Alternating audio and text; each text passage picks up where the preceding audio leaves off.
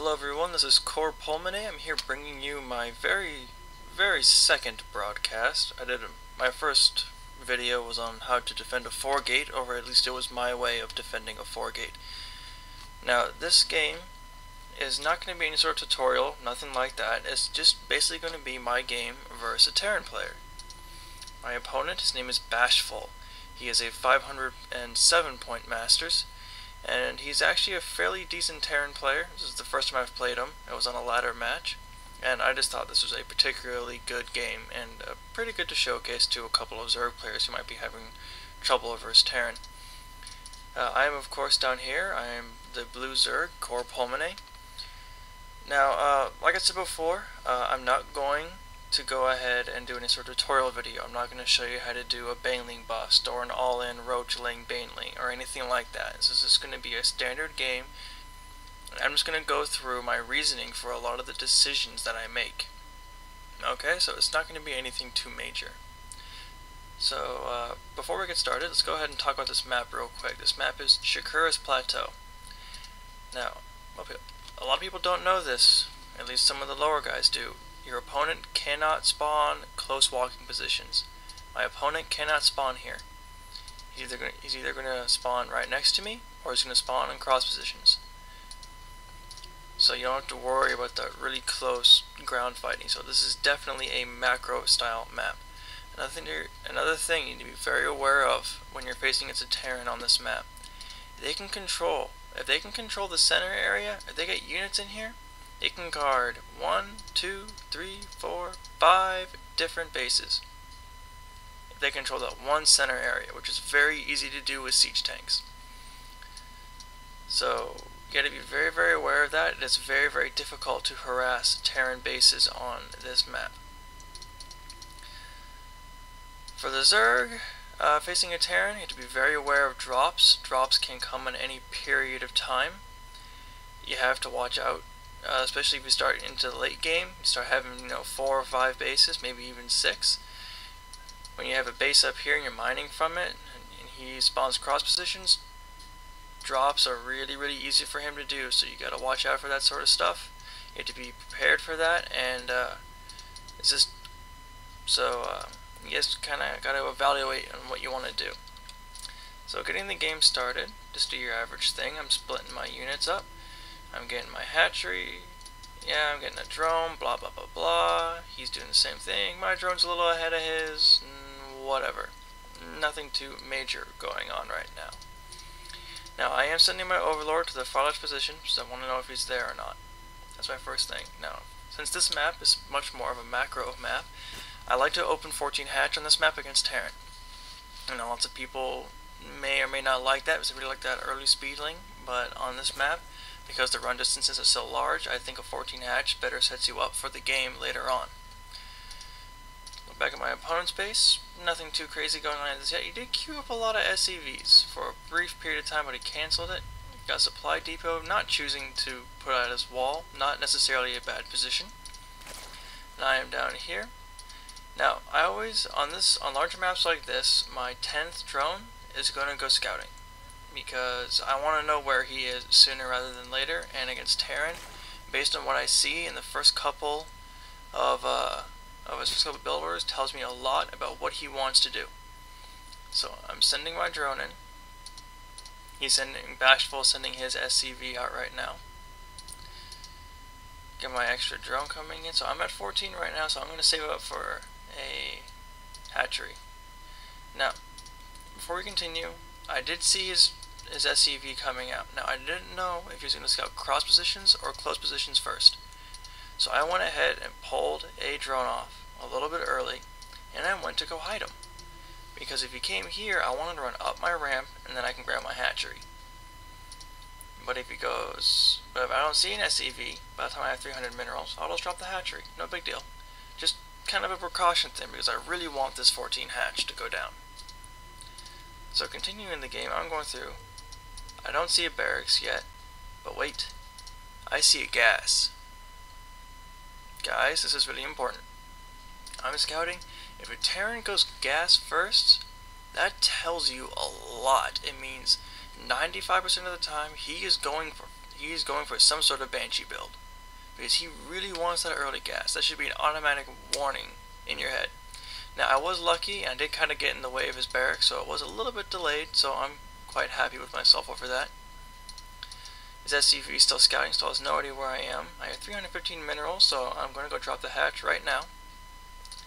I'm just doing a little bit of scouting here to see what's going on. My hatch goes down.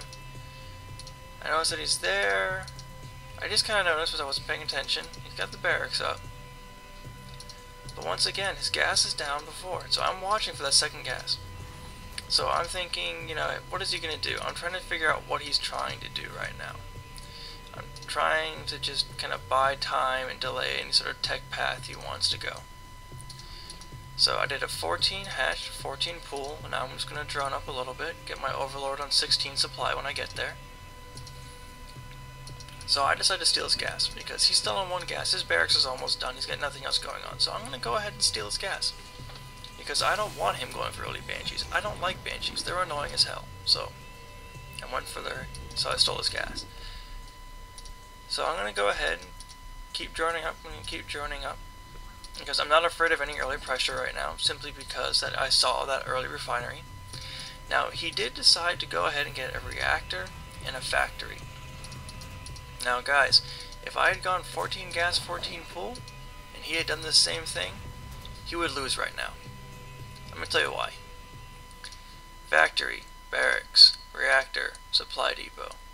Is it a decent wall-in?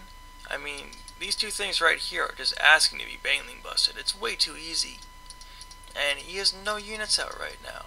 If I had scouted this and I saw no units out, not a single Marine, not a single Hellion, you know, just nothing is there to defend him.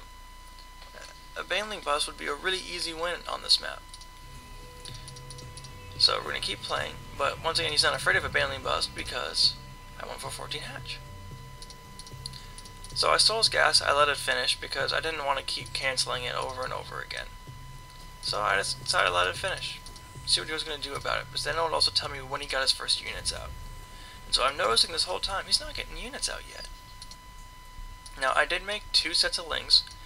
I'm going to send one to Izalnaga Watchtower. I'm going to send the other 2 to his ramp, so I can poke up and down his ramp. 2 supply depots, guys. Don't ever do this for a wall-in, okay?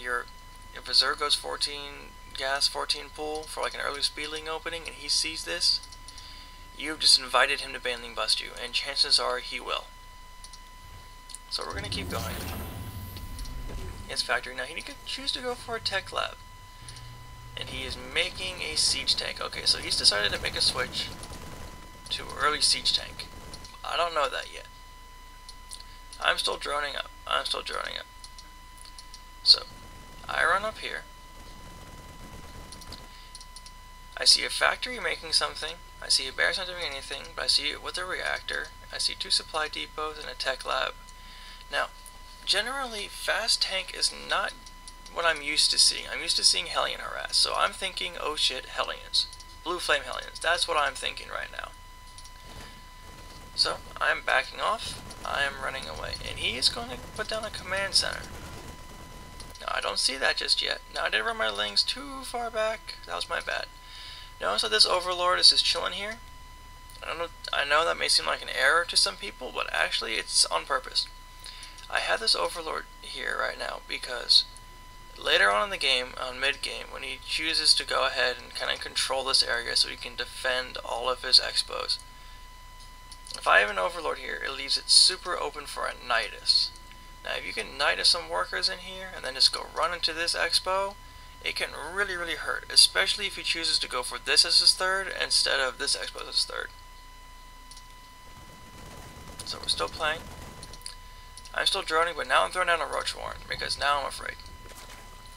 Supply count, I am ahead. In terms of harvesters, I'm only about 3 ahead. No big deal. Nothing too irregular. Now, I am going to put down 2 spine crawlers, because once again, I'm afraid of Hellions. I'm afraid of blue flames coming at my face, and I want the spine crawlers out. Of course, blue flames aren't coming. He's getting siege tanks. And I would have known that if I had poked up his ramp again. I'm not a perfect player, guys. I make mistakes. This is part of the game. So I'm going over there, I'm just doing my average thing, still making drones, getting a little high on minerals, but I keep spending them as soon as I'm getting them. So I got 3 roaches on the way, I got 2 spine crawlers, no big deal. I got no lair tech, grab another gas, I'm just droning up still. Just nothing's too major is going on. So now he's got siege tanks. And he's starting siege tech. So I poke up the ramp and I almost was able to run in there. I should have ran in there, but I didn't. I was afraid of Marines get mad at me later. So I'm gonna run him back, and I didn't see the siege tanks. Did not see him. So I'm here, I'm still droning up, Now I'm getting my lair down, because I have this base fully saturated.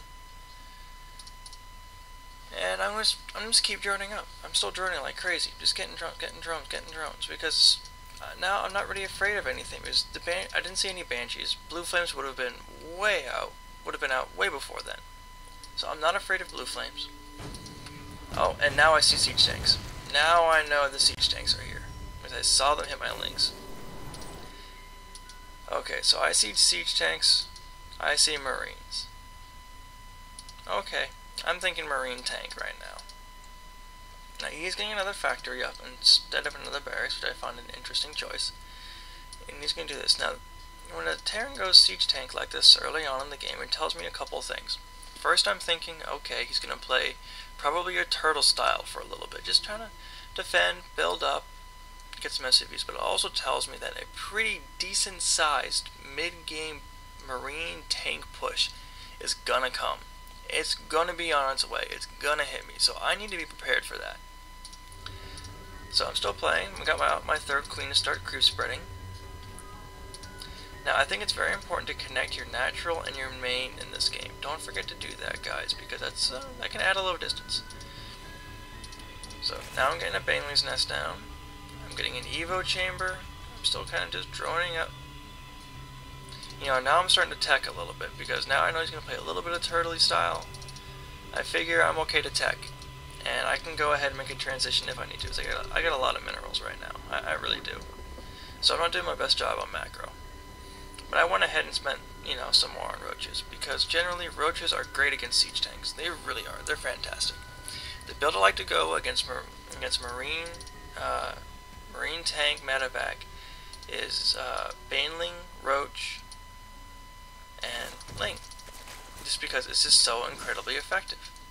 The roaches just can take so much damage, and they're really great at clearing out those siege tanks at the end of the fight. They're just absolutely fantastic. So I'm gonna grab my 3rd now, because I know I need to grab my 3rd now rather than later. Getting more units up. I'm getting Baneling speed. I'm getting